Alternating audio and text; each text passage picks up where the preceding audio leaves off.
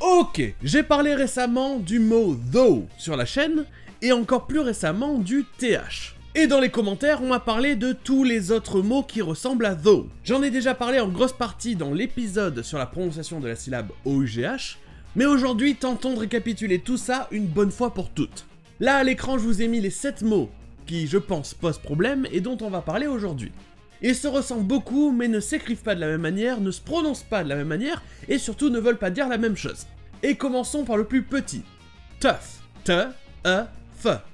Tough. C'est un adjectif qui veut dire dur, dans le sens résistant. I need scarers who are confident, tenacious, tough, intimidating. Ou dans le sens compliqué ou pénible. Yeah, it's tough. It's almost impossible. Et même s'il en a l'air, il n'a aucun rapport avec les autres mots dont on parle aujourd'hui. Prenez ces 5 lettres et rajoutez un R et vous aurez trough. C'est un nom qui veut dire abreuvoir. Et franchement, c'est pas très sympa de ma part de rajouter ce mot parce que c'est probablement celui que vous croiserez le moins souvent. Et encore plus sournois, ce n'est pas le même son de voyelle que tough. Vous aviez le son E dans tough, ici c'est le son A. Trough, que vous avez par exemple dans not. Trough. Water. You want water, you better go dunk your head in the horse trough out there. Maintenant, changeons ce R en H. Et vous aurez though. Bon, là, j'ai fait un épisode complet là-dessus, donc pour résumer, il se prononce though et veut dire par contre. I gotta ride. I could use a boost though. Prenez les 6 lettres de though et rajoutez un R. Et vous aurez through. Though et through ont 2 sons de TH différents. Ça aussi, j'en ai parlé récemment. Mais en plus de ça, ils n'ont pas le même son de voyelle. Though, through. Et par contre, celui-là, il faut s'y habituer parce que through, c'est probablement le plus courant de tous ceux dont on parle aujourd'hui. Je consacrerai probablement un épisode entier au mot through, mais l'idée, c'est qu'à la base, ça veut dire à travers. Sauf qu'en anglais, c'est utilisé dans beaucoup plus de situations. Through. Lawrence, can't you just pretend like we can't hear each other through the wall? Oh, sorry, man. Revenons aux 6 lettres de though et rajoutons un T. Et vous aurez thought, qui est aussi très commun. Déjà, 2 prononciations.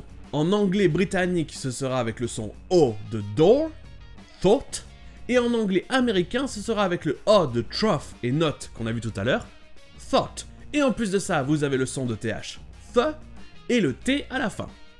Thought, thought.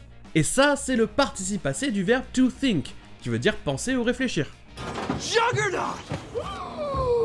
I thought that was you! Ou encore, c'est le nom pour une pensée, a thought. So when you say psychosomatic, you mean like he could start a fire with his thoughts? No, not at all. Et revenons aux 7 lettres de through en rajoutant un O avant le R.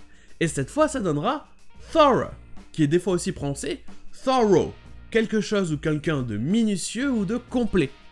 C'est pas le plus courant, mais ça existe. I had promised to conduct a very thorough on-site inspection. Et enfin, nous avons le plus long de la liste, throughout. Et si vous n'êtes pas perdu, vous aurez peut-être remarqué que c'est le mot through avec le mot out à la fin. Donc ça se prononce bien comme le mot through avec le GH muet, et ensuite out, throughout. Et donc ça part du sens through, à travers, et out veut dire jusqu'au bout. Donc throughout veut dire tout le long ou durant toute la durée. Donc par exemple, throughout the lands, ça veut dire à travers toutes les terres, partout. Ou par exemple, throughout the movie, ça veut dire durant tout le film, du début à la fin du film. Throughout human history, we have been dependent on machines to survive. Et voilà pour ces 7 mots.